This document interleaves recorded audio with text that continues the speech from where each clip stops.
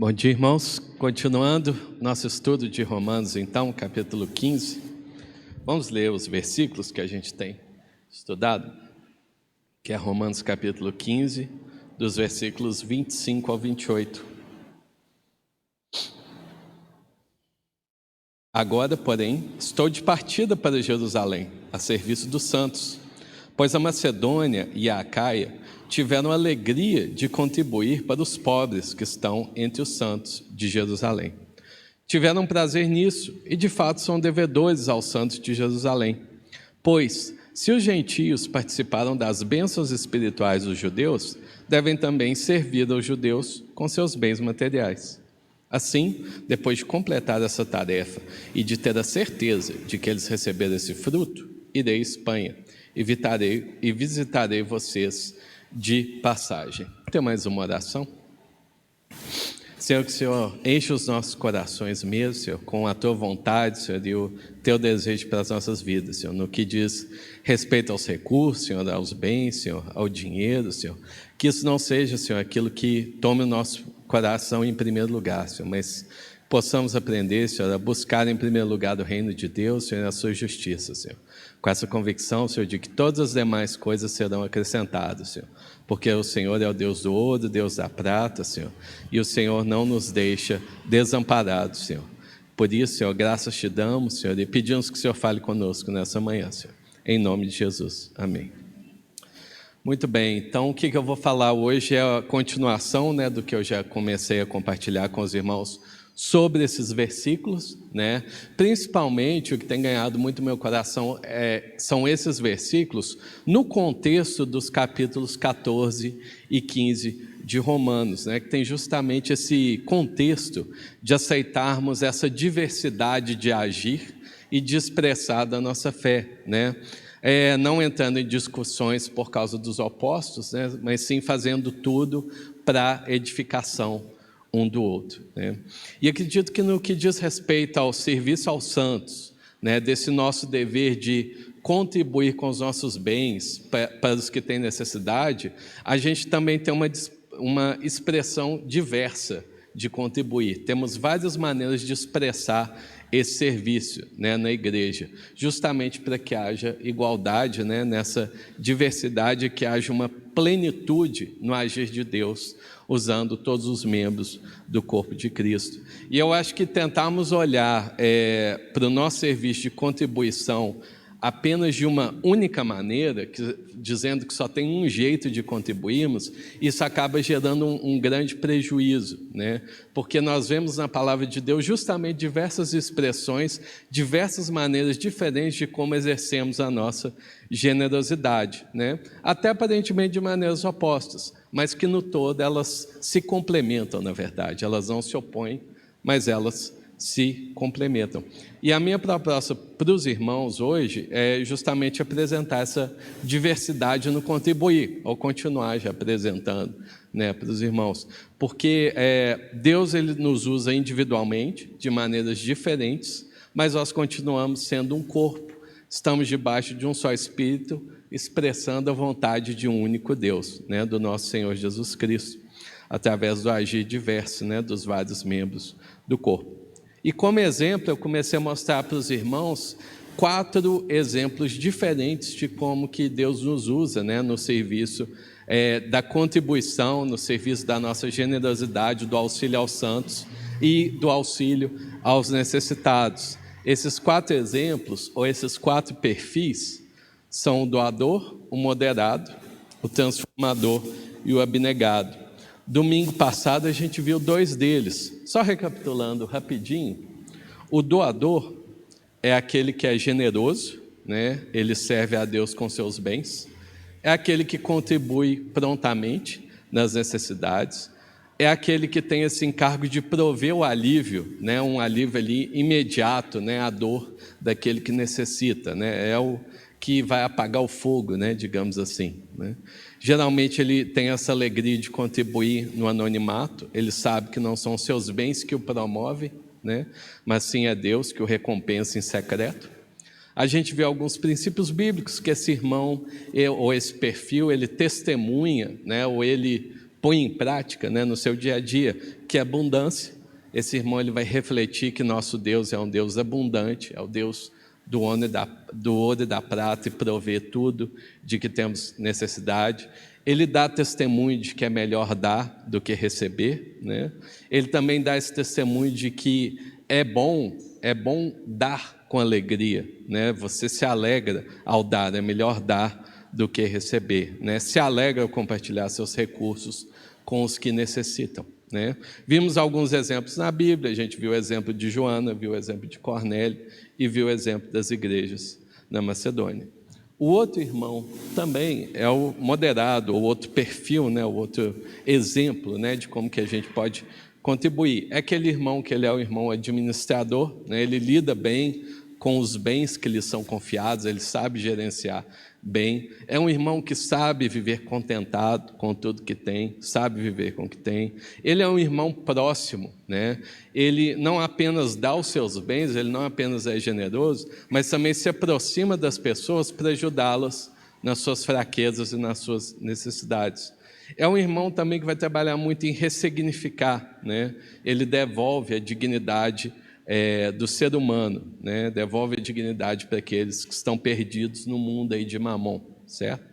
Vimos alguns princípios bíblicos também, vimos que esse irmão ele reflete o Criador, né? São aqueles irmãos que mostram que do nada Deus pode criar todas as coisas, né? Aquele irmão que vai chegar e auxiliar um irmão que está plenamente perdido, que não vê a luz no fim do túnel e vai conseguir mostrar para o irmão que tem uma saída para o problema que ele está enfrentando. É um irmão que também transmite bem o conceito de mordomia, né? É aquele irmão que sabe administrar as riquezas de Deus, as riquezas que Deus nos dá, para que elas se tornem bênção e não maldição, né? Na vida das pessoas. O contentamento, que a gente já viu, né? Ele sabe viver com o que tem e testemunha, né, para os demais que não precisamos ter muito para sermos satisfeitos em Jesus. Vimos alguns exemplos na Bíblia, né? O exemplo de Timóteo, o exemplo dos diáconos e o exemplo de Pedro e João. Esses são os dois primeiros exemplos, os dois primeiros perfis. Hoje a gente vai focar nos outros dois. Vamos começar então com o transformador, né? Quem que é esse irmão que Deus usa? O transformador é aquele irmão que ele vai trazer os valores do reino de Deus para a terra, certo? Se por um lado a desigualdade evidencia o pecado humano, por outro lado a igualdade e a justiça demonstram os valores de um reino na terra, um reino que não é desse mundo, que não é dessa natureza. É um irmão que vai lutar contra as injustiças sistêmicas que desfavorecem aqueles que estão vulneráveis, certo? Ele não é aquele irmão que vai cuidar do doente, ele é o irmão que vai construir o hospital, tá?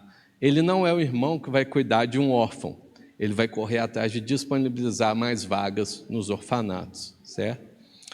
Ele não está preocupado apenas com o indivíduo, mas sim em remover esses bloqueios que impedem a humanidade de desfrutar a vida como Deus a criou e a preparou para ser, né? Ele não tem uma consciência individual, ele tem uma consciência do coletivo, certo? Comunitária. Ele vai crer que a igreja é para a cidade e não apenas a igreja está na cidade, né? Que o propósito da igreja é justamente ser os pés e as mãos de Jesus Cristo aqui.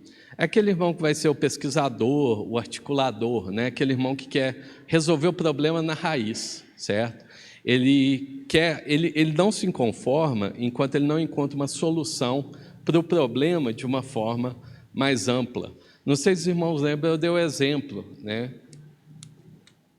Domingo passado, como que em um caso, um exemplo específico, nós vamos agir de maneiras diferentes, né? Eu dei o exemplo de um irmão que está doente, por exemplo, né? Um pai de família que, de repente, ele sofreu algum problema e teve que ser hospitalizado às pressas. A vida financeira dele, às vezes, não estava muito boa, né? Às vezes tinha algumas dívidas e ele foi para o hospital, né? No caso do irmão doador, que a gente já viu, é aquele irmão que vai transferir um dinheiro, né, para aquele irmão e falar: ó, irmão, Está aqui esse dinheiro, sei que você está com dificuldade financeira, usa esse dinheiro para pagar suas contas, para resolver seus problemas, está aqui o dinheiro, né? Ele dá aquele auxílio ali imediato para o irmão. O irmão moderado, já no mesmo exemplo desse irmão doente, é aquele que vai chegar mais junto e falar: irmão, que contas que estão para pagar aí? O que está em aberto? Né? Quanto de dinheiro o irmão tem aí para ficar nesse período que o irmão está hospitalizado? Como que a gente pode ajudar isso? Né? Tem comida lá para as crianças e tudo? Como é que está a situação? Esse é o irmão moderado. O irmão transformador, que é o que a gente está falando aqui, no caso desse irmão doente, é o irmão mais legal que eu acho, porque é o irmão que ele vai visitar, o irmão que está doente lá no hospital, certo? Ele vai chegar lá: irmão, como é que estão as coisas, tudo bem? Que remédio que o irmão está tomando? Tudo. Eu estou tomando esse remédio. Esse remédio, irmão? Esse remédio não se usa mais não, que você está tomando esse remédio? Né? Que exame que o irmão fez? Eu fiz esse exame e fiz outro. Não é possível que você não fez esse exame X. Né? Como é que você não fez esse exame? Como é que o médico não pediu? Né? Peraí, irmão, e esse equipamento aqui está todo enferrujado, como que deixar esse equipamento aqui? Não, me dá o nome do seu médico, deixa eu conversar com ele, né? Quem que está cuidando aqui dos remédios aqui? Deixa eu conversar com esse pessoal, né? É o irmão que chega lá, o irmão já está doente, agora ele está preocupado também, porque já está tomando remédio errado, está tudo errado, mas as atitudes desse irmão vão impactar não só a vida daquele irmão que ele foi visitar, mas vão transformar todos os demais, porque ele vai tentar auxiliar para que as próximas pessoas não caiam no mesmo erro de que ele viu acontecendo, né? Então esse irmão que está olhando mais para o todo, né? Não necessariamente só para uma pessoa. E já olhando mais para os princípios bíblicos, acho que talvez um princípio muito importante é o princípio de justiça, que esse irmão reflete, né? E ele vai refletir o conceito de justiça na Bíblia de uma forma mais ampla. A gente vê lá em Mateus 5,6, que diz o seguinte: bem-aventurados os que têm fome e sede de justiça, pois serão satisfeitos. No mundo em que a gente vive, né, tem um conceito de justiça bem claro, e que também é um dos aspectos mostrados na palavra de Deus. Justiça, na Bíblia, ela tem um caráter mais amplo, né? Então, justiça, como a gente conhece, é o seguinte: alguém cometeu um crime, certo? Essa pessoa ela é punida por isso. Se alguém fez algum ato bom, ela é beneficiada daquilo, é premiada por aquilo, né? Esse aspecto da justiça é justamente esse princípio divino de impedir que o mal se propague. Certo? Esse é um aspecto de justiça, a gente vê esse aspecto na Bíblia presente, é um aspecto importante, né? Mas também tem outro aspecto complementar que também é mostrado na Bíblia, que esse aspecto ele está presente desde o Antigo Testamento, ele também é mostrado no Novo Testamento, né? Que é esse conceito de trazer a justiça de Deus para a terra, certo? Agir em nome de Deus para trazer a ordem divina em meio ao caos humano, certo? Esse é um outro princípio. São aqueles que conseguem ver as injustiças acontecendo nesse mundo e saber que aquilo está errado. E eles conseguem tomar uma atitude de acordo com a justiça de Deus e não de acordo com a justiça dos homens. Até porque existem momentos que, do aspecto de vista da justiça humana, ela vai diferir do aspecto da justiça de Deus, né? Não é porque está nas leis que está certo, que quer dizer de um aspecto divino que aquilo está correto, certo? Então, é esse irmão que vai conseguir ver além dos fatos e vai conseguir ver a justiça do ponto de vista do reino de Deus e trazê-la, colocá-la em prática aqui na terra, mesmo que os homens digam o contrário. São justamente aqueles irmãos justos, né, que vão ter o olho bom, né? O olho bom é essa expressão judaica que Jesus usa ali em Mateus 6, né? Quem tinha o olho bom ali nesse contexto judaico eram os justos, né? Essas pessoas que conseguiam olhar para as situações com esse olho bom, né? E ver que tem uma injustiça ali acontecendo e agir ali, não olhando para os seus próprios princípios, mas sim para a necessidade dos outros. E quando os olhos são bons, todo o resto, então, também se beneficia, né, dos olhos serem bons por consequência. E talvez uma passagem que mostra muito esse caráter do justo, né, essa pessoa que traz a justiça de Deus para a terra, e que a gente interpreta muito mal esse versículo, é o Salmo 37, 25, que diz assim: fui moço e já agora sou velho, porém jamais vi o justo desamparado, nem a sua descendência mendigar o pão. Geralmente a gente interpreta aqui o justo, né, com uma pessoa certinha, né, uma pessoa que não comete crimes, né, que anda na linha. A gente tende a interpretar que esse é o justo, né? Ou seja, ele é uma pessoa certinha, anda na linha, por isso Deus não desampara ele, né? Quem é bonzinho, Deus recompensa. Mas não é esse o caráter de justiça que está sendo mostrado aqui. Se a gente entende quem é do justo, né, nessa figura aqui, a gente vai ver que esse versículo não está mostrando uma bênção protetiva de Deus, mas sim um poder divino capacitando o justo a continuar a fazer justiça, certo? Esse é o contexto desse versículo. Porque a vergonha do justo não é não ter o que comer, a vergonha do justo é não ter o que repartir, né? O justo ele não vai se envergonhar de não ter o que comer, ele vai se envergonhar de não ter o que repartir. O justo é aquele que vai sentir vergonha de olhar todo o mal acontecendo no mundo e não poder fazer nada, né? Essa é a vergonha do justo, né? Porque o anseio dele é ter sempre o que repartir.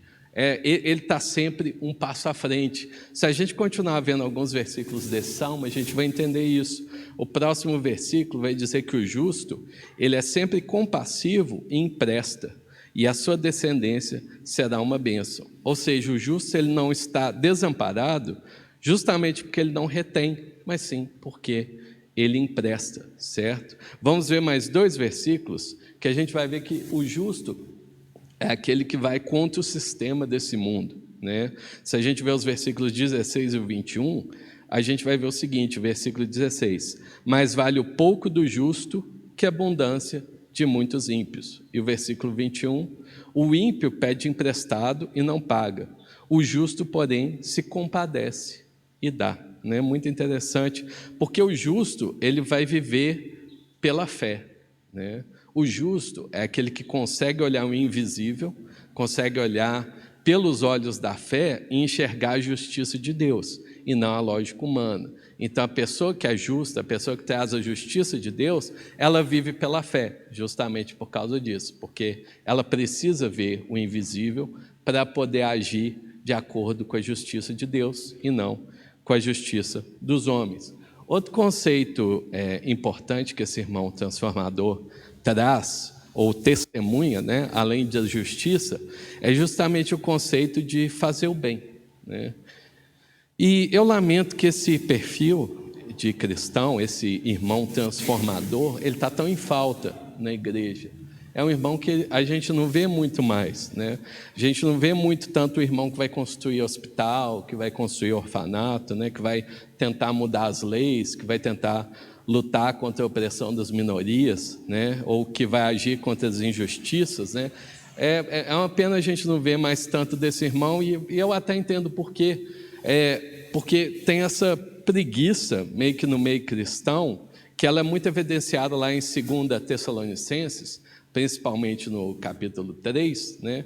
E essa preguiça ela tem aumentado muito, né? Porque esse é um sofisma meio poderoso, que é aquele velho discurso assim: não, Jesus vai voltar, para que a gente vai fazer as coisas aqui, né? Bobagem, né? O mundo ele jaz no maligno, não tem como a gente consertar o mundo, né?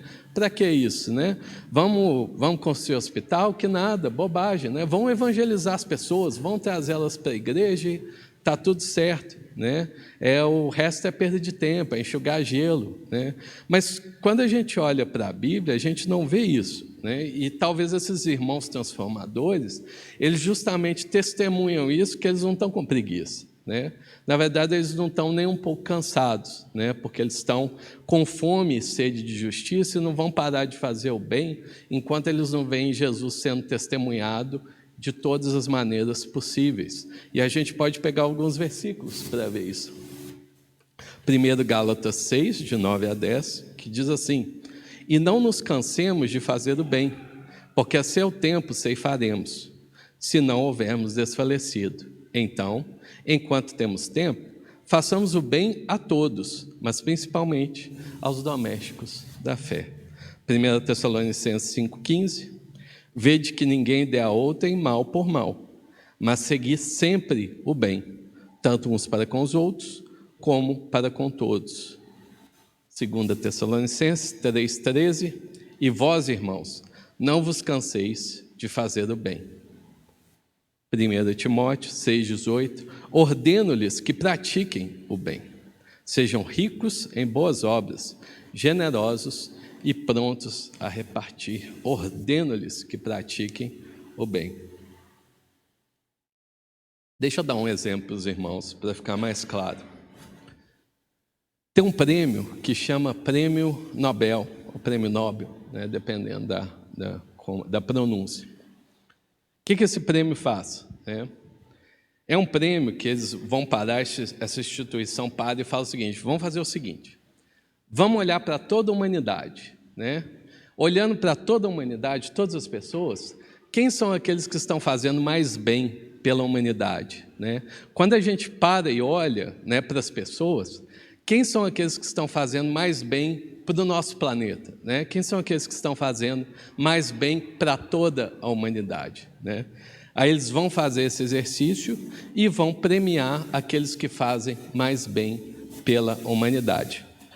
Esse prêmio, desde o seu início até hoje, ele já foi concedido a 615 pessoas ou instituições, né? Às vezes é para uma pessoa ou às vezes é para uma instituição. Na maioria das vezes é para indivíduos, né? Esses 615 prêmios foram entregues ao longo de 121 anos, né? Já tem 121 anos que esse prêmio acontece. Daí uma média de 5 pessoas, né, por ano, certo? Desses ganhadores, 86% são ou cristãos ou judeus, certo? De todos os ganhadores do Prêmio Nobel, 86% são ou cristãos ou judeus. Para ser mais específico, 65%, ponto alguma coisa, ponto 4, são cristãos, certo? Quando o mundo olha para ver quem está fazendo bem nessa terra e vê que são os cristãos, eu acho que isso é um baita de um testemunho, né? Eu não acho que isso é pouca coisa, não. Acho que isso é um grande testemunho para a glória do nosso Senhor Jesus aqui na terra. E é uma pena que esse irmão, ele esteja tanto em falta. Porque o transformador, ele vai agir assim, não porque ele acha que ele pode consertar o mundo, ou porque ele está de olho em prêmio, né? Ele vai fazer isso porque as atitudes dele são extensão de quem ele é. Alguém que quer fazer o bem e a justiça todo o tempo, né? Ele faz aquilo que ele é, né? É uma pena que esse irmão esteja em falta, né? Porque não é um trabalho inútil, né? Ele tem um impacto muito profundo no testemunho do mundo. E eu lamento quando eu vejo coisas como essa aqui, que é uma pesquisa que foi feita agora em outubro, onde 76% dos jovens brasileiros disseram que pretendem deixar o Brasil, definitivamente, sem voltar para cá, né? É uma pena a gente não ver mais essas pessoas que conseguem olhar para o local onde elas estão, ver os problemas ao seu redor e se ver como uma resolução para aqueles problemas. Elas querem justamente fugir deles e cuidar dos seus próprios problemas, né? É muito diferente dos irmãos do passado, que justamente mudavam para onde havia as necessidades e chegavam lá, construíam hospitais, construíam tratamento de água, né? Vão construir igrejas, né? E vão ser o bem para aqueles irmãos ali, ou para aquelas pessoas que estão passando necessidade. E até deixa eu fazer um pequeno parênteses aqui, já que aproveitando que a gente está falando sobre justiça e fazer o bem, porque de uma forma, todos os irmãos aqui que ainda trabalham e estudam, principalmente, né? Mas principalmente, nós deveríamos estar empenhados em fazer o bem e fazer justiça nos nossos trabalhos, né? Porque todos nós que trabalhamos ainda, né, nós trabalhamos para pessoas ou em favor de pessoas, certo? Todo o foco do trabalho é resolver um problema para uma pessoa ou para um grupo de pessoas, né? E por recompensa você recebe um salário por isso, né? Ou uma quantidade de dinheiro por causa do serviço que você prestou. Se uma pessoa é médica, né, ela vai trabalhar para melhorar a saúde das pessoas. Se uma pessoa é empreiteiro, ele vai construir prédios e casas para pessoas usarem, né? Tanto é, se você for um mau médico, as pessoas não voltam, né? Se você construir uma casa ruim, as pessoas não te contratam bem. Você tem que fazer um bom serviço para auxiliar as pessoas, né?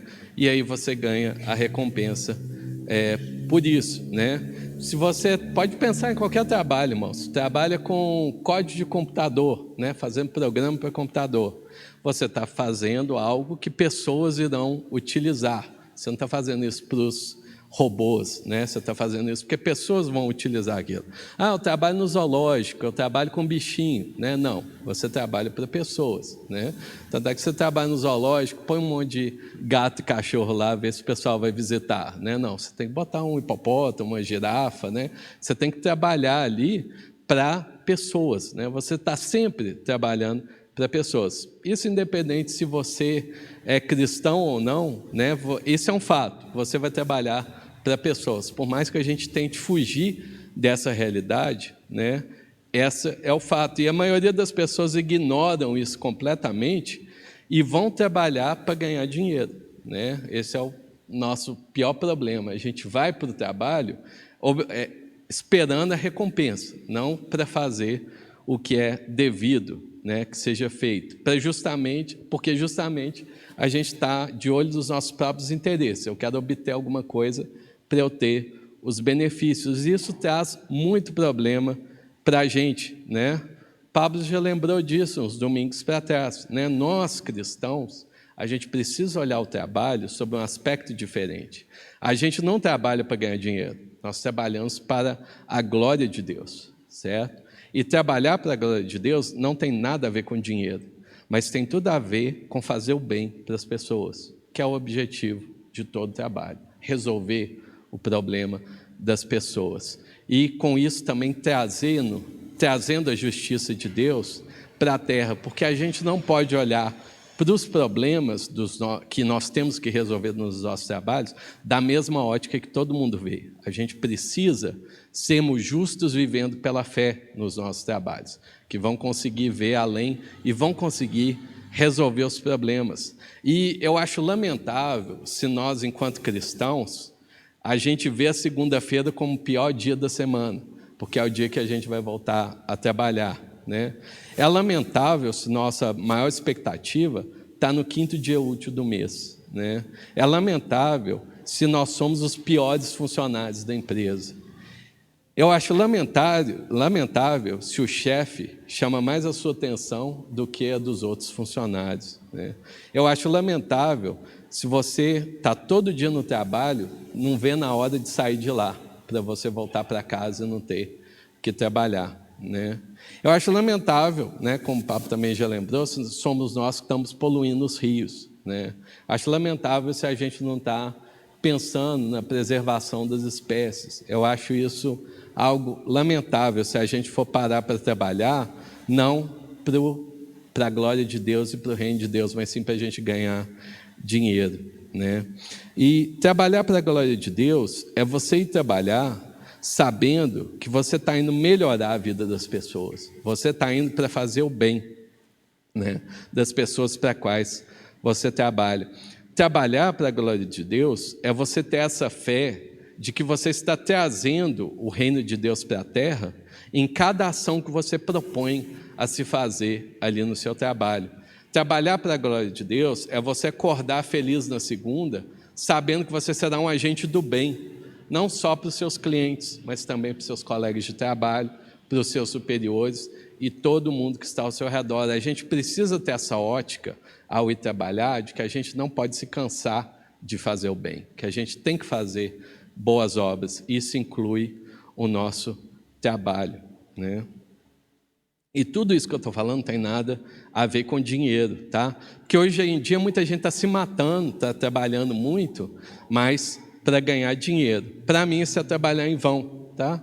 Se a gente está trabalhando, né, se a gente está se matando para ganhar dinheiro, porque a gente está de olho numa promoção, a gente está indo no caminho errado. Se a gente está trabalhando mais para ganhar um bônus, a gente está trabalhando errado. Se a gente está trabalhando mais porque nasceu um filho, aí eu preciso ter mais renda agora, estamos trabalhando em vão, estamos trabalhando errado, porque com isso a gente vai deixar a igreja em segundo plano, a gente vai deixar a família em segundo plano, a gente está trabalhando por dinheiro, aí a gente está trabalhando em vão. Agora, se a gente está trabalhando muito para a glória de Deus, aí eu acredito que a gente está na direção certa. E eu sei que isso é um tema polêmico, porque para alguns irmãos trabalhar muito é completamente errado. Eu diria que depende de qual é o seu objetivo, certo? Do que está por trás das suas intenções. Porque quando Paulo ele vai falar ali para os Tessalonicenses, lá em 2 Tessalonicenses, ele vai dizer que ele estava trabalhando arduamente e com fadiga, né? Com cansaço, dia e noite. Né? Quantas horas será que Paulo trabalhava lá por dia? Né? 14 horas, 18 horas por dia, que Paulo trabalhava ali intensamente e arduamente, né? Mas, e aqui não é o trabalho missionário não, tá? Trabalho, não só o trabalho missionário, é o trabalho também para se sustentar, para ganhar dinheiro, como a gente diz, né? Então, Paulo ali ele trabalhava 18 horas por dia arduamente, mas por que ele fazia isso? Para ganhar dinheiro? Não, ele tinha os seus objetivos ali, que ele vai falar para os irmãos, olha, eu estou trabalhando muito porque eu não quero ser um peso para vocês. Isso é a primeira coisa que ele fala, né? Eu não quero trazer um peso para vocês, então por isso eu estou trabalhando dia e noite, né? E outra coisa também que eu estou trabalhando muito é porque eu quero que vocês me imitem. Isso é engraçado. Paulo ele fala isso, né? Olha, eu quero que vocês me imitem, né? Vendo o meu testemunho para que vocês também trabalhem muito, não para ganhar dinheiro, mas para a glória de Deus, né? Isso é interessante, né? A gente não fala muito sobre isso, né? Mas então, os irmãos que trabalham, né? Então, considerem continuar trabalhando todos os dias, né? Com empenho e alegria, certo? Buscando sempre fazer o bem. Poder a gente olhar, né? E pedir para Deus essa sabedoria para a gente trazer a justiça de Deus, né? Em todas as ações, todas as atitudes, né? No nosso trabalho, né? A gente não pode ver lá no nosso trabalho corrupção comendo solta, o patrão tentando tirar dinheiro máximo dos clientes e oferecendo um produto melhor e a gente ficar parado. Eu acho que a gente tem capacidade vinda da ação do poder do Espírito Santo e da sabedoria que Deus nos dá para que nós sejamos justamente agentes transformadores do nosso trabalho, para que a gente possa, para a honra e glória do nosso Senhor Jesus, fazer o bem para todos, né, e trazer a justiça de Deus nessa terra enquanto trabalhamos. Fechei o parênteses, vamos voltar para o perfil do transformador e ver alguns exemplos na Bíblia, né? A gente vê alguns exemplos de algumas pessoas que foram, né? Tiveram esse perfil, né? Testemunharam dessa maneira. A gente vê ali o episódio de Davi com Mefibosete, né? O filho de Saul, como que Davi ali o protege, né? Faz justiça ali por ele. Mefibosete ele era coxo, né, de ambos os pés. A gente vê como que Davi ali ele devolve para Mefibosete justamente esse direito, justamente dele ocupar suas terras, né? Ele garante que as terras de Mefibosete sejam produtivas, de que alguém pudesse trabalhar as terras de Mefibosete ali, né? E que as terras prosperassem também, né? Muito bonito isso. Davi também vai chamar Mefibosete para comer à sua mesa, que é ali um símbolo, né, de um desenvolvimento espiritual também, né, que é nosso objetivo maior. A gente tem também o exemplo de Paulo, né, que a gente vê no Novo Testamento, durante o tempo ali das viagens missionárias de Paulo. Paulo foi alguém muito empenhado, enquanto houve a fome ali para os irmãos da Judéia, inclusive Romanos 15, né, o que a gente está vendo, né, vai falar sobre esse período que teve ali, né? Paulo foi essa pessoa que trabalhava ativamente para arrecadar recursos, né, para que os irmãos não passassem fome, né, os irmãos pobres da Judéia não passassem fome. Não apenas recolhendo as ofertas, mas ele também levava, né, a oferta, né, ele garantia que aquelas pessoas recebessem as ofertas, né? Tanto é que a gente nem sabe se Paulo foi até a Espanha, mas a gente sabe que ele entregou a oferta, né? Então Paulo ele tinha esse empenho, e é muito bonito também esse caráter ali de ajuda, né, de auxílio, de justiça, né, no tempo ali de Paulo, né, no mesmo período ali de Paulo, e como que isso impactou num testemunho para todas as pessoas ali durante o início do cristianismo. Tanto é que teve um imperador romano, que foi o Juliano, que eles chamavam de o apóstata, era alguém radicalmente contra o cristianismo. Esse Juliano ele vai falar o seguinte, abre aspas, nada tem contribuído mais para o progresso da superstição dos cristãos do que a sua caridade aos estrangeiros. Os ímpios galileus providenciam não apenas para os seus próprios pobres, mas para os nossos também, né? Fecha aspas. Os cristãos não só cuidavam dos seus pobres, mas também cuidavam dos pobres em Roma, né? Eu acho isso um baita de um testemunho, né? Continuando, exemplo de Filemon. Filemon é outro que o mérito é de Paulo, né? Mas como foi Filemon que colocou em prática, eu estou dando crédito aqui para ele. Na época de Filemon e de Paulo, a escravidão era algo comum, né? Normal, acontecia. Mas é interessante justamente essa história de Filemon e Onésimo, como que ele gera um impacto cultural ali naquela época. Porque Filemon ele vai se converter, né, através do ministério de Paulo, e Filemon era uma pessoa rica, era uma pessoa que possuía escravos, certo? E Onésimo era um desses escravos, certo? Ele foge, Onésimo foge, provavelmente ele roubou alguma coisa, né? Provavelmente ele pegou alguma coisa ali de Filemon e foi embora. Depois de um tempo, Onésimo ele se converteu, ele se arrependeu, e Paulo então escreve para Filemon pedindo que ele receba Onésimo de volta, né?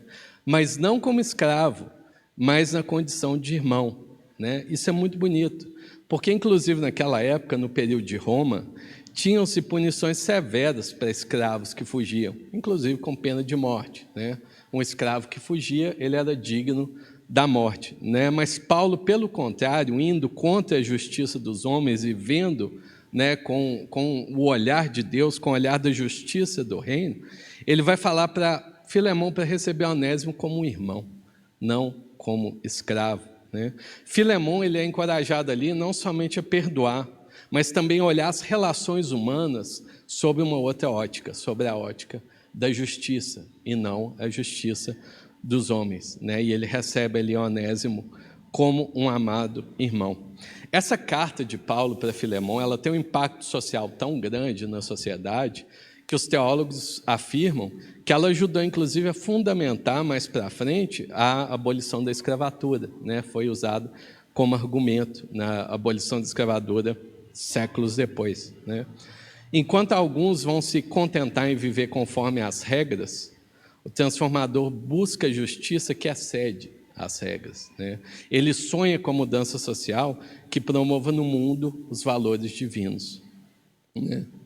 E já partindo aqui para outro aspecto, que é o papel desse irmão na igreja e no mundo, um dos pontos fortes é tomar a responsabilidade de ser transformador, como Jesus nos ensina a ser, né?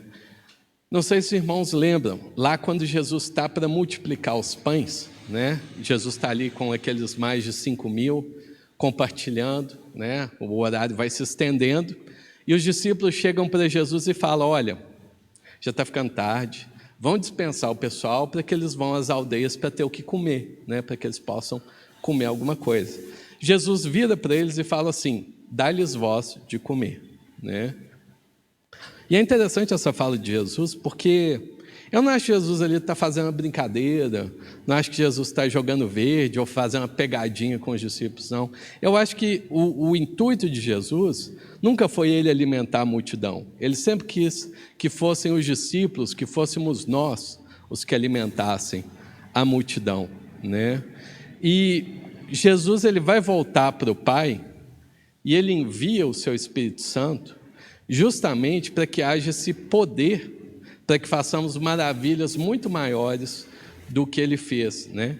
E a gente pode testemunhar que isso tem acontecido desde a época de Jesus até hoje, né? O poder do Espírito Santo tem agido através dos cristãos. Porque, olha, raciocina bem comigo aqui, né? Vamos pegar Abraão. De Abraão até Jesus, né? Tem mais ou menos ali 2000 anos, certo? Abraão, vamos pegar um meio de transporte. Qual que era o meio de transporte de Abraão? Era cavalo, talvez carroça, não sei, mas era cavalo. Passam-se 2000 anos, certo? Chega em Jesus. Qual que é o meio de transporte que usava na época de Jesus? Cavalo, carroça, também que a gente sabe da cultura romana, né? Passam-se 2000 anos, certo? Nada muda, ok? De Jesus até nós, já se foram mais de 2000 anos, né? De Jesus, a gente já inventou carro, já inventou avião, já inventou foguete, foi até a Lua e voltou. Temos vacina, temos remédio, temos cura de doença, que antes eram incuráveis, tem ar-condicionado, tem drone, tem todo tipo de coisa, né? Porque depois de Jesus e por causa de Jesus, a perspectiva de vida melhora, né? Por causa de Jesus e depois de Jesus, a saúde ela vai melhorar, né? Os processos melhoram. A gente aboliu a escravidão, certo? Depois de Jesus e por causa de Jesus, né? Porque depois disso, os cristãos têm realmente, pelo poder do agir do nosso Senhor Jesus e do Espírito Santo, os cristãos têm alimentado a multidão pelo poder do Espírito Santo. Eu gosto muito de um texto que o irmão ele escreve, vou colocar aqui e vou ler com os irmãos. Diz o seguinte, abre aspas. Quando Jesus diz, é bom que eu vá, é como se dissesse, por minha ressurreição e o envio do Espírito Santo, a partir de agora, nunca mais como antes, acalmarei a tempestade, mas o meu Espírito acalmará quando vós tiverdes construídos navios capazes de suportar as ondas. Nunca mais tornarei a alimentar as multidões no deserto, mas o farei quando o meu Espírito Criador vos tiver levado a melhorar os solos e distribuir suas riquezas. E se nessas tarefas de amor sofreis, eu não posso evitá-lo, pois já não estou entre vós, mas em vós. Como fonte desse amor, fonte dessa criatividade, dessa obstinação que nos leva a vos amardes mais solidária e eficazmente, mais ainda, sou eu quem cada um de vós sofre por causa do mar tempestuoso, o solo árido, da miséria e da alienação, exatamente como vós. Não vos embarquei numa aventura sem saber se o porto valerá a travessia. A única garantia, a grande garantia que posso dar-vos é de ter embarcado definitivamente convosco. Por causa do tempo eu preciso avançar, eu gostaria de falar mais sobre isso. Mas, continuando aqui sobre o perfil transformador, tem alguns cuidados também que esses irmãos precisam ter para não ir para os extremos, certo? Primeiro é não se envolver apenas com a política, certo? E esquecer do reino de Deus, né? Infelizmente, lamentavelmente, muitos irmãos se envolveram nisso de dependerem apenas da política humana. E acho que isso é um grande erro que a gente tem que estar atento. Colocaram na política humana a resolução dos problemas, né? E esqueceram do reino de Deus.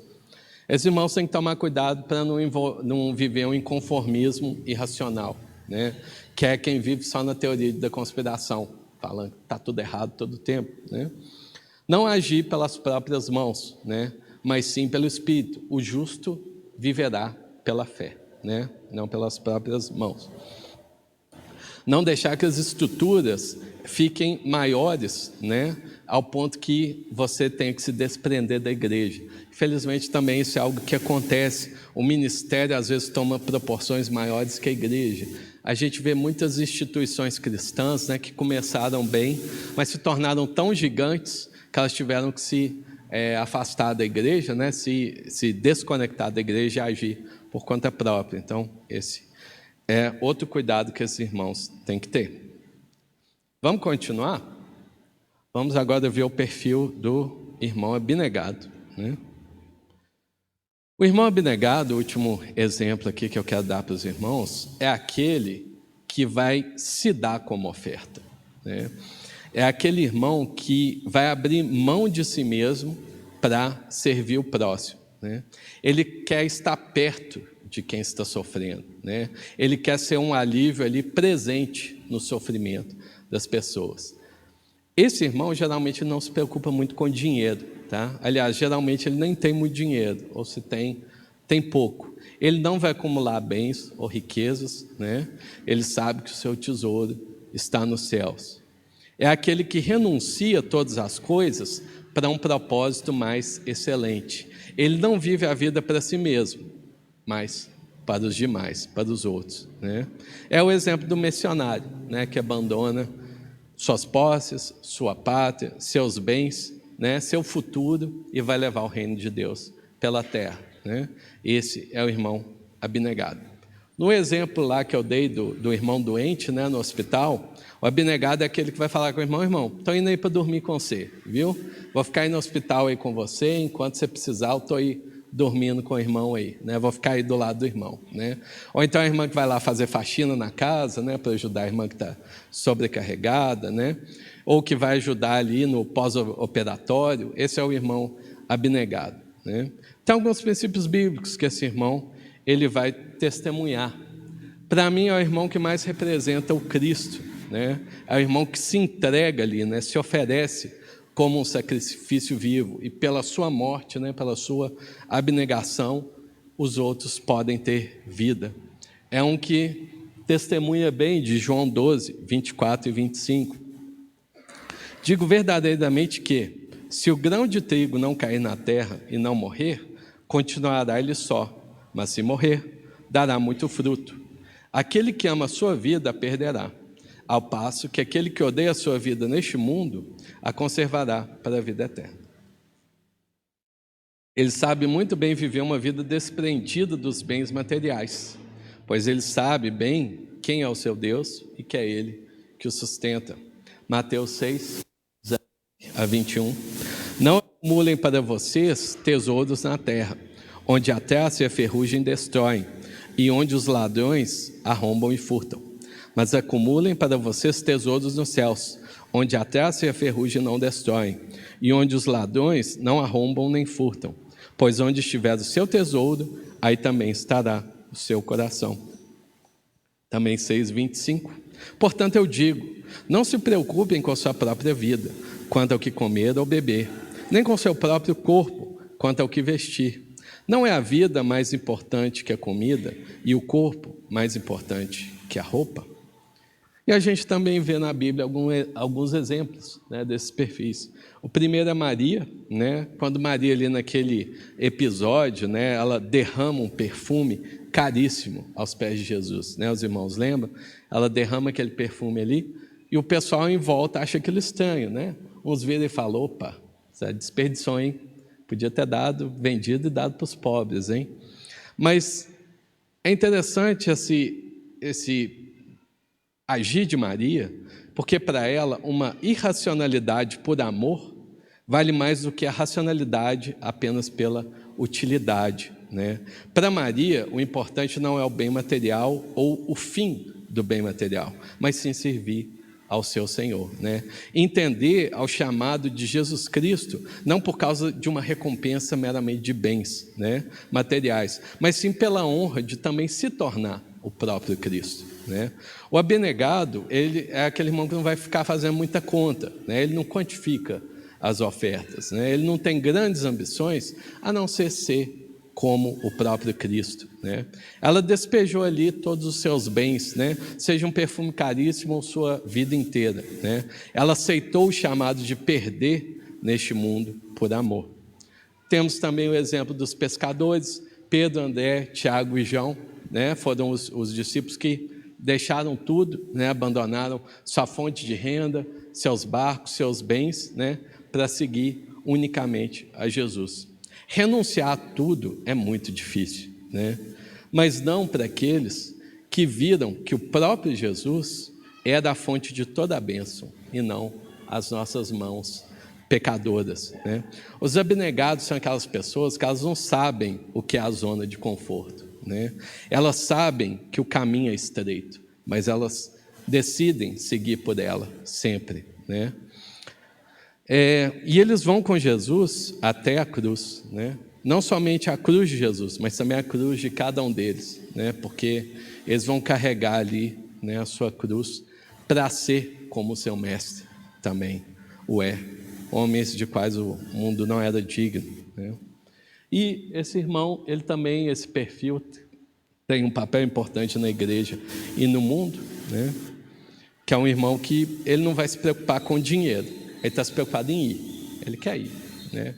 Ele não está preocupado muito com os recursos, ele está querendo ir, porque ele sabe que Deus vai prover tudo que ele precisa. E é muito mais fácil viajar quando a bagagem está leve, não é verdade? É mais fácil ouvir a voz de Deus quando você não tem mais nenhuma voz competindo, principalmente a voz de Mamon, né? É aquele irmão que vai renunciar para dar, né? É aquele irmão que perde para ter o que oferecer, né? São os irmãos que deixam os recursos para trás e eles mesmos se tornam os recursos, né? Não são os que vão tirar os pobres da pobreza, não são esses irmãos, eles não vão tirar os pobres da pobreza, mas vão viver entre eles sendo um alívio constante, aquele consolo constante, né, de Jesus para todos o que necessitar, né? E esse perfil de irmão, né, que Deus usa, ele passa meio apertado nessas igrejas ou nesses locais de reunião em que o foco é o dinheiro, né? Então, tem um momento de oferta lá na igreja, né? E passa a sacolinha, né? Ou então faz aquele negócio lá, quem pode ofertar R$1.000, né? Aquele leilão lá, né? Quem pode ofertar R$2.000? Esse irmão, ele passa apertado nessa realidade, porque passa a sacolinha ali, ele não quer pôr dinheiro, ele quer entrar dentro da sacolinha, né? Mas a sacolinha não cabe ele, né? Mas ele quer se doar, né? Se ele pudesse, ele enfiava ali dentro do buraquinho do galactofilácio, mas ele não consegue, né? Porque ele quer ser oferta, ele não está preocupado com o dinheiro, ele quer ir, né? Eles querem ofertar a si mesmos, né? Não quer ofertar bens, né? Então, é um perfil que passa apertado hoje em dia, né? Mas o Senhor abençoe para que a gente sempre tire o foco do dinheiro, né? E tem o nosso foco em ajudar, porque esses irmãos, eles vão justamente se oferecer, se entregar como recursos, né, para auxiliar a igreja. Alguns cuidados que esses irmãos abnegados têm que ter. Primeiro é não demonizar a riqueza dos demais, né? Não é porque ele não tem recursos ou porque ele se doa que ele tem que achar ruim com os que têm ou que Deus deu alguma condição para outros irmãos, né? É viver essa religiosidade orgulhosa, né? Eu tenho orgulho da minha humildade, né? Eu não tenho nada, né? Eu me orgulho disso, né? Achar que você está certo e que todos os outros estão errados, né? Ou viver um ativismo forçado, né? De achar que pela força do braço você vai mudar alguma coisa, né? E não pela direção do Espírito, né? E também viver essa renúncia sem a direção do Espírito e sem a cobertura da igreja, né? O irmão do nada vender tudo e ir para a África sem nem pedir oração, sem nem conversar com os irmãos, sem ter comunhão, né? Todos os irmãos, todos nós, no nosso AG, a gente está debaixo, né, de uma comunhão, né? Então esse é um cuidado que esse irmão tem que ter. Já concluindo, irmãos, já partindo para o final, os irmãos me dão mais 10 minutos, eu queria só dar um exemplo de uma comunidade na história da igreja que conviveu bem com esses 4 perfis aí, né, em harmonia no dia a dia da igreja. Esses irmãos, eles viveram lá na Alemanha, lá pelos anos de 1722, por aí, né? Lá na Alemanha, em 1722, tinha um conde lá. O que os irmãos acham? Conde, ele é rico ou ele é pobre, né? Conde é rico, né? Até um nome chique, né? Conde fulano de tal, né? Uma nobreza assim, né? Geralmente, aliás, eram pessoas da nobreza, né? Tinham riqueza. Esse conde, ele era muito rico, tinha muitas propriedades, muitas terras, muitos bens e tinha influência entre os governantes da época. O nome dele era Nikolaus Zinzendorf, ou Conde Zinzendorf, como nós conhecemos mais. O Conde Zinzendorf era um cristão, temente a Deus, desde a sua infância, certo? E durante a sua vida toda, ele serviu ao Senhor, sua vida adulta, e ele tinha muitos bens, muitas posses, e ele era consultor jurídico da corte do rei da Saxônia, lá na Alemanha. Ele tinha influência também no governo, tá? Certa vez esse irmão, esse Conde Zinzendorf, ele vai se encontrar com outro irmão chamado Christian David, né? E o Zinzendorf, ele já sabia sobre a situação de alguns irmãos em outra região, na região da Morávia, que estavam sendo perseguidos, certo? Os irmãos estavam sendo perseguidos. Ele encontra com Christian David, eles falam, né, sobre essas situações, certo? E então, depois dessa conversa com Christian David, o Conde Zinzendorf, ele resolve o seguinte: vou receber esses irmãos nas minhas propriedades, né? Vou acolher esses irmãos que estão sendo perseguidos para viverem nas minhas terras, né? O Christian David, ele vai lá para a Morávia e ele articula tudo, né? Ele vai contatar os irmãos que estavam sendo perseguidos, ele vai recrutar, ele vai fazer esse ajuste ali, né, de quem ia, quem tinha que esperar um pouco mais, né? E ele transporta os irmãos, né, da Morávia para as terras dos Zinzendorf. Pelo menos do que se sabe na história, pelo menos no início, o Zinzendorf sustentou esses irmãos com o seu dinheiro, com seus bens, com a sua terra, né? E aí você tinha aqueles irmãos lá vivendo, né, como uma comunidade cristã nas terras dos Zinzendorf. Olha só que interessante, tudo aqui acontecendo em harmonia, né? Teve problemas entre eles? Tiveram, sim. Mas olha que interessante, o Zinzendorf, né, o Conde Zinzendorf, era esse irmão que tinha esse perfil doador, né? Ele fornecia os seus recursos para o sustento dos demais, né? O Christian David, ele foi o transformador, né? Ele não se conformou com o fato de terem irmãos sendo perseguidos, então ele articula tudo para tirar todos aqueles irmãos daquela situação e trazer para as terras dos Zinzendorf.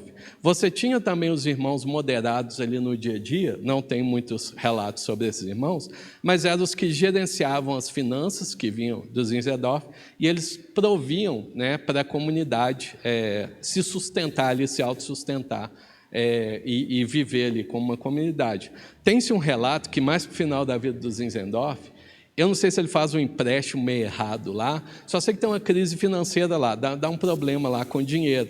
Aí surge um irmão, né, que é o moderado, né, que é o John Frederick, até era um advogado, e esse irmão ele para e ele traça um plano econômico para a sustentabilidade da comunidade, né? E aí a comunidade ela ganha uma sobrevida, ela continua existindo por causa desse plano econômico que esse irmão faz, né? O trabalho ali do irmão moderado. E você tinha os irmãos também abnegados lá no dia a dia, que os irmãos se ofereciam para construir casa, para fazer a faxina, né? E tudo mais.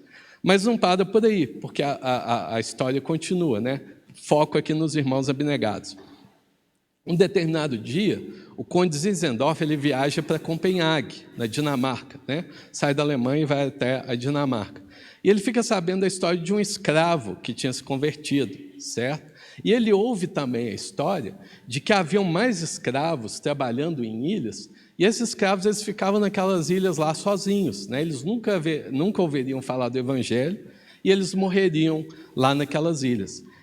E aquilo incomoda muito o Zinzendorf, ele fica muito abatido com aquilo, ele fica inconformado e tudo, e ele volta lá para a comunidade cristã e vai falar isso com os irmãos, né? Ele vai compartilhar lá o caso do escravo e tudo, né? E depois que ele compartilhou e tudo, que ele falou da situação desses escravos, um desses irmãos, chamado Leonard Dober, ele foi tão impactado também por esse cenário, que ele decide o seguinte: eu vou lá viver com esses escravos, eu vou entregar a minha vida por eles, né? Eu vou lá ficar com eles. Então ele vai, né, até lá, um irmão se ajunta a ele, eu esqueci o nome dele, mas ele se torna parceiro. Os dois irmãos então decidem que eles vão viver entre os escravos, né? Os Zinzendorf então financia a ida deles até Copenhague e de lá eles embarcam no navio e vão para a ilha de St. Thomas, né, viverem entre os escravos. Eles abrem mão da sua própria vida, né, em favor dos outros, como abnegados, né? Muito interessante também notar que o próprio Zinzendorf ele não foi, né? Ele ficou incomodado, ele ficou lá sabendo, ele não foi. Outros irmãos que foram, né? E isso mostra como que é importante a gente ver o agir do Espírito Santo de maneiras diferentes no meio da comunidade, né? Porque uns vão financiar, outros organizam, outros vão, né? E esses dois irmãos não sabiam, mas depois deles, mais de 200 missionários foram enviados, né? E muitos deles morreram durante o serviço missionário, né? Mas ficou como legado do agir desses irmãos ali em harmonia, milhares de convertidos e milhares de batizados, né? Em torno de todo mundo, né? O agir em harmonia desses irmãos providenciou que o evangelho fosse pregado em toda a terra. Justiça seja feita. Depois o Zinzendorf ele vai, como missionário, vai viver entre os índios americanos. O Christian David também vai viver entre os índios americanos. Por causa de alguns problemas, né, o Zinzendorf ele volta logo, ele fica pouco tempo, depois ele volta por questões pessoais ou questões financeiras, eu não lembro bem. Mas a gente vê um exemplo de como Deus agiu ali entre os irmãos. É como se a gente pegasse também um exemplo de uma árvore, por exemplo, né? Você tem ali na árvore as raízes que vão coletar água, né? Essa água passa para o tronco e para os galhos. O tronco e os galhos vão distribuir essa água até as folhas vão pegar a água, vão pegar a luz do sol, né? Vão fazer fotossíntese, vão gerar oxigênio para o mundo e nutriente para a planta, né? A planta, por sua vez, vai gerar os seus frutos. Os frutos vão alimentar as pessoas, né? Vão cair na terra e gerar mais frutos, mais árvores, né?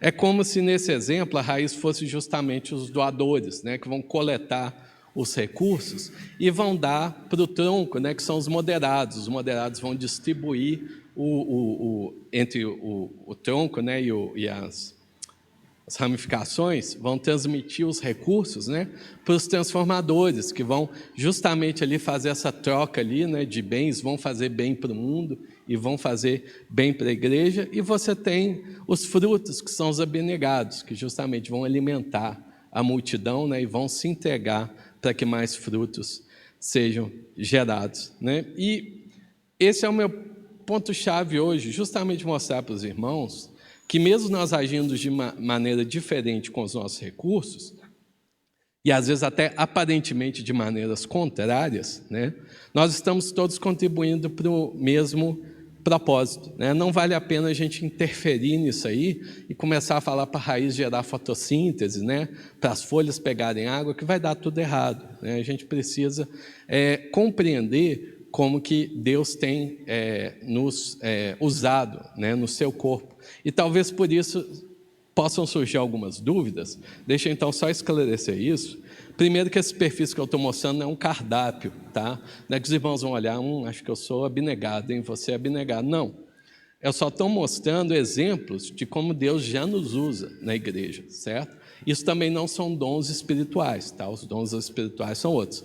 Esses são exemplos do agir de Deus através dos homens no que diz respeito ao compartilhar de recursos. São também apenas 4 exemplos, né? Não quero limitar o nosso Deus a apenas 4 perspectivas, né? Nosso Deus pode agir de maneiras infinitas, são apenas exemplos, ok? E não é também uma questão 1 para 1, né? Eu até vi isso, eu achei muito estranho, que em igrejas, não sei se ainda fazem isso, mas dava um questionário psicológico para as pessoas antes, e na igreja lá, elas tinham que preencher, aí dava lá para o pastor, sei lá que era, aí o pastor traçava o perfil de que personagem da Bíblia ele era, né? Então, você é como Davi, você é como não sei o quê. E, assim, longe disso, né? Não estou falando que a gente tem que fazer um teste para ver qual perfil que o irmão é. Até porque, né, é Deus que nos, através do seu Espírito, que nos impele a agir. E não tem... Deus não vai usar só uma pessoa de uma maneira. Estava vendo um exemplo, por exemplo, de um irmão que ele era dentista, tinha um consultório, ganhava bem, né, ofertava na igreja. Chegou um momento que Deus virou para ele e falou: olha, você vai pregar o evangelho na África. Ele vendeu o consultório, vendeu os aparelhos, né, vendeu os bens, foi para a África, né, largou tudo. Lá na África chegou um dia que Deus virou para ele e falou: olha, chega, você vai voltar para casa. Voltou para casa, comprou o consultório de novo, comprou os equipamentos, voltou, né, a trabalhar. Então, assim, o mover do Espírito é esse vento que sopra onde quer, né? E a gente precisa justamente ter esse discernimento de compreender para onde, né, o nosso Senhor está nos levando, né? Talvez o vento aí, né, nessa metáfora, está soprando para você ir para o sul, né? E talvez para outro irmão vai estar soprando para ir para o norte, né? Não quer dizer que vocês estão, um está certo e o outro está errado, que vocês estão em direções contrárias. Não, Deus está, através de você, atendendo as necessidades do sul, e através dos irmãos está atendendo as necessidades do norte, né? E acredito que a gente precisa atentar para essa questão de que Deus tem nos capacitado de maneiras diferentes, mas de maneira complementar, né? E entendo que no que diz respeito ao dinheiro, e nessa tarefa de nós compartilharmos nossos bens, e também a condição social, né, e financeira de cada um de nós, que essas condições serão diferentes entre nós. Mesmo que aparentemente haja uma desigualdade, está tudo bem, tá? Me preocupa não que haja essa diferença, mas se nós não estamos vivendo uma vida de igreja, que no fundo a gente está preocupado quanto que o irmão do lado ganha, e se ele ganha mais que eu ou não, né? Porque eu não ganho quase nada, por que o irmão ganha muito, né? Isso me preocupa, porque aí a gente começa a ver as coisas de um olho humano e não do olhar da direção do nosso Senhor. No que diz respeito ao dinheiro, aos nossos bens, acho que ainda a gente está perdendo muito para a inveja, ainda no meio da igreja, né? Porque um tem isso e eu acho que ele não devia ter, né? Ou incomoda também que o irmão não tem nada, o irmão é preguiçoso, ele devia ter dinheiro, né? A inveja tem sido um problema grave no dia a dia da igreja. A gente precisa ter maturidade justamente para lidar com essas diferenças. Porque, aí já concluindo, só um último exemplo, depois que Jesus ressuscita, a gente tem um relato lá no Evangelho de João que ele se encontra com Pedro ali. E ele vai ter, pelo menos dos momentos relatados, o momento mais belíssimo ali de intimidade que Jesus tem com Pedro, e Jesus está ali revelando a ele que ele deveria apacentar, né, as ovelhas. E no final, Jesus vai dizer para Pedro que como que ele haveria de morrer, né, como que a vida dele se encerraria. E no meio daquela intimidade ali com Deus, Pedro, do nada, ele começa a perguntar o que ia acontecer com outro discípulo, né? Mas e o outro discípulo, o que vai acontecer com ele, né?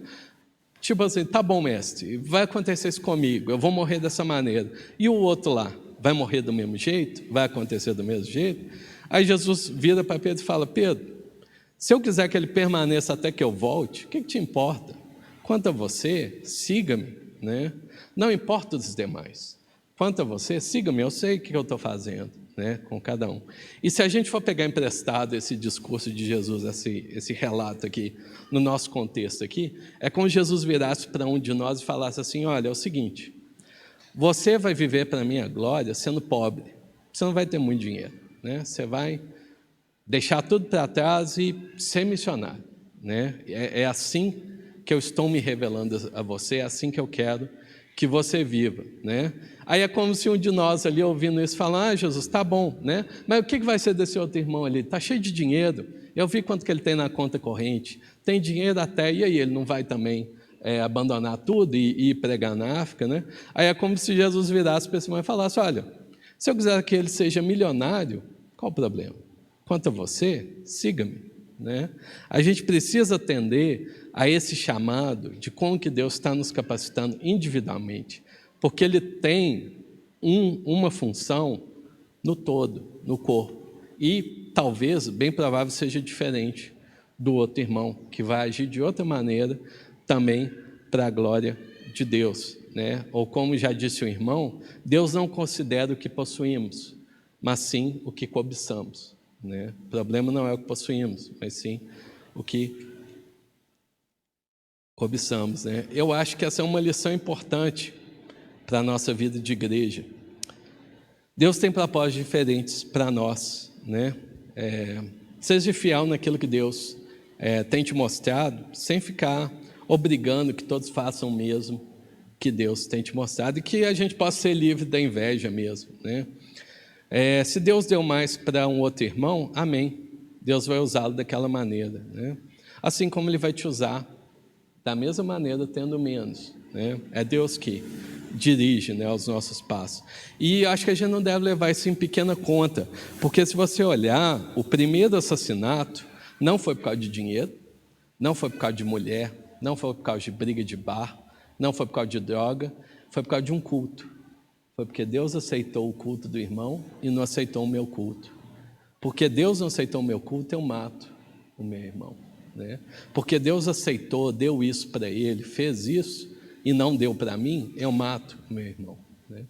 Então, eu acho que isso é uma questão séria, que a gente precisa mesmo ser liberto de toda inveja por causa de qualquer condição financeira, qualquer diferença de conta corrente que a gente tem aqui, mas que cada um possa viver, né, de nós, para a glória do nosso Senhor Jesus.